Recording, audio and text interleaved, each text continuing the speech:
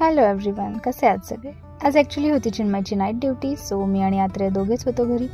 तर म्हणलं आमचे जे खालचे नेबर आहेत, माझी फ्रेंड आणि त्यांची जी छोटी मुलगी आहे ती आत्रेची फ्रेंड आहे, तर त्यांना कॉफीसाठी बोलवूया.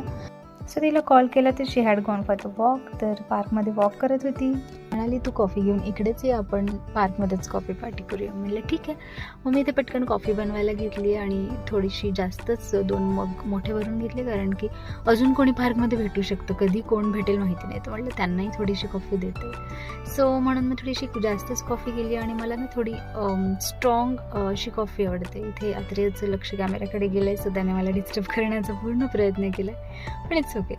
सो मला स्ट्रॉंग म्हणजे थोडीशी कॉफीही जास्त आणि मला शुगरही जास्त, म्हणजे थोडी शुगरी कॉफी मला आवडते, अशा प्रकारची स्ट्रॉंग. तर मग मी त्याच पद्धतीने कॉफी बनवली आहे जशी मला आवडते आणि ते 2-3 वेळा उकळी घेतल्यानंतर माझी कॉफी रेडी आहे.